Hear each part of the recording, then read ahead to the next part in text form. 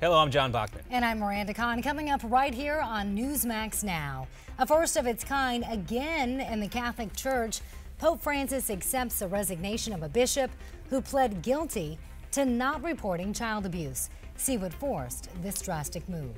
And in the U.S. Senate, new signals from both sides that show us we may have a new attorney general very soon. But that was before Harry Reid started running his mouth again. And a New York judge says a couple of chimpanzees named Hercules and Leo, not these guys, are legal persons in the court of law. Will show you the huge impact this could have on medical research around the world. It's noon on the East Coast, but no matter where you are, it's time for Newsmax Now. Thanks for joining us. And hello and welcome in. Good to have everybody with us today. All right, let's get started with our top story. We turn our attention now to Boston, and that is where the sentencing phase in the trial against convicted bomber Dzhokhar Tsarnaev is underway right now. Yesterday, thousands of runners hit the streets of Boston to compete in the second marathon since the terror attack in that city. Today, jurors are hearing arguments over whether Tsarnaev should face the death penalty or get life in prison. The same jury found him guilty on all 30 charges he faced earlier this month. Several people have argued against the death penalty. One man says there's still a lot of work ahead for survivors. We are a big group of survivors and their families, and we're going to cheer and celebrate, and very happy that so many people participate in this amazing event. Well, that was one of the guys who jumped into action there right after the bomb went off. The attack at the marathon did kill 3 people and injured more than 260 others. Also, a police officer was killed in the chase that followed. Over in Maryland, Baltimore police promise a quick investigation into the death of a suspect. Officers arrested Freddie Gray on April 12th. He died a week later while in police custody. His autopsy shows a spinal cord injury as a cause of death. The mayor says he has a lot of questions. I want to know why the officers pursued Mr. Gray. I want to know if the proper procedures were followed. I want to know what steps need to be taken for accountability. Police say Gray was arrested without using force after he ran from police. They say he was fine when he was put into a police van, but when he was taken out, Gray couldn't talk or breathe. And today, more U.S. warships are arriving off the coast of Yemen. They are officially there to conduct security operations, but several reports say their mission also includes intercepting Iranian arms shipments to those Houthi rebels. This comes as Iranian officials say they believe a ceasefire deal in Yemen could be just hours away. Saudi Arabia has also been leading a month-long bombing campaign against those same Shia rebels. A Catholic bishop convicted 3 years ago of a misdemeanor for failing to report suspected child abuse just resigned from his post. Bishop Robert Fenn has now stepped down as head of the diocese in Kansas City, Missouri. The Vatican, in making the announcement, did not give a reason for the resignation. Fenn was convicted in 2012 for failing to call police in the case of a priest who was producing child pornography. An Alabama couple is now pleading for their daughter to come home after she fled to join ISIS. The 20-year-old, identified by a family spokesperson only as Hoda, left her suburban home last fall. ISIS apparently recruited her over the internet. And Miranda, this comes after 6 young men from Minnesota were arrested, also accused of trying to join ISIS. 2 were busted in San Diego, where they were allegedly trying to get fake passports. The other 4 were busted in Minnesota. They were in court yesterday. They face another hearing this Thursday. Well, get ready, get set, go. And there has never been a train as fast as this one. Take a look.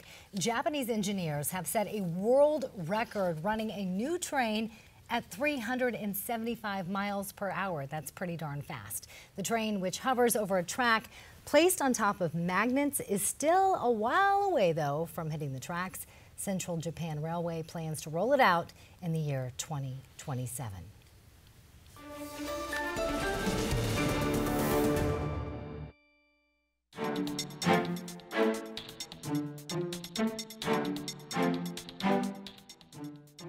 Hillary Clinton must not be president of the United States.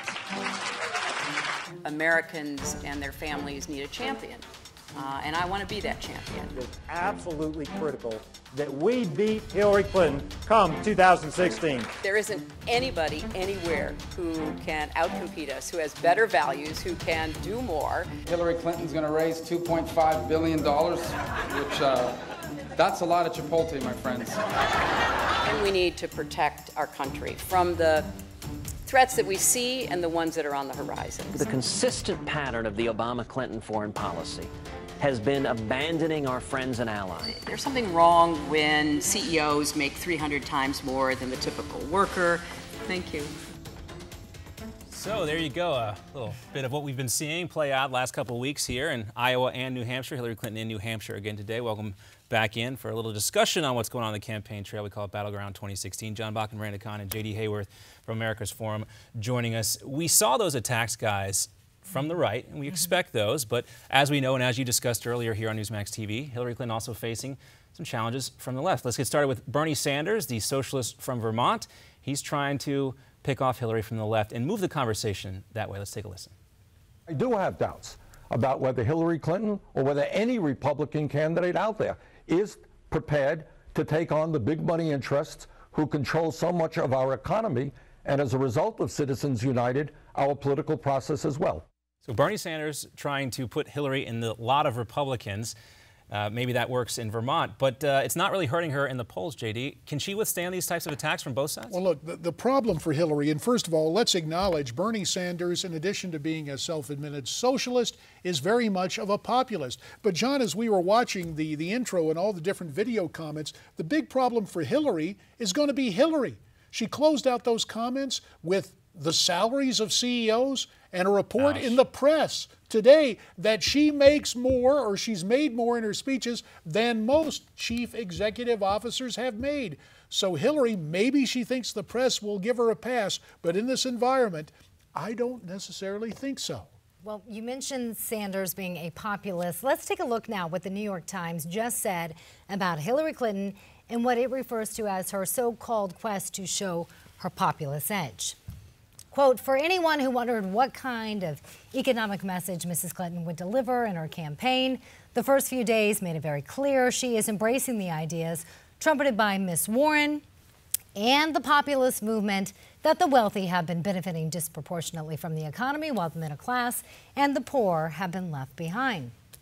So will Clinton continue to move towards Senator Warren when it comes to economic issues? What do you think, Jamie? Well, sure. The bottom line is, for both parties, you go where the base is. For the Democrats, that's hard to the left. For Republicans, it's to a common sense conservative point of view. But sure, she'll go over there for a while, and we'll hear echoes of Elizabeth to try and prove that it's time for Hillary. Well, let's also talk about John Kasich. You know, I've been fixated on this guy because of some of the intangibles he brings to the race here. I'm not backing him, but he is getting a little bit closer to jumping in the race. He's also traveling to New Hampshire. He's starting a PAC, J.D. Does it benefit him or not to stay on the sidelines for now? He's not raising money in the way he might be able to, but also he's a little bit out there on some issues like global warming and things like that, so he's not taking any friendly fire right now. Well, John is a guy who chaired the Budget Committee during my time there. He was a very capable member of Congress. He's been a very capable governor of Ohio. I think staying out of the race, he continues to do that at his own risk. Why? Because you've got governors like Jeb Bush and Rick Perry and Mike Huckabee out there ready to vacuum up the dough. If Kasich is serious, he's going to have to pull the trigger very quickly. All right, thanks, JD. And another reminder of when everyone can catch you? That's big news. A week from today, technically a week from tonight, the premiere of Newsmax Prime. Who is that guy? Looks like from a police lineup. At any rate, the program premieres next Tuesday, April 28th, 8 o'clock Eastern, 5 o'clock out west. We'll be looking for all of you, and you guys too. No excuses accepted. All right, thanks, JD. Just ahead on Newsmax now, some college students throw their support to Hillary Clinton for one reason only. We'll tell you what it is. But do they really know? And a closer look at what's trending on Twitter in the realm of politics right now. It's our Rehash segment. We're back right here on Newsmax Now. John Bach and Miranda Kahn. Much more coming ahead right after this.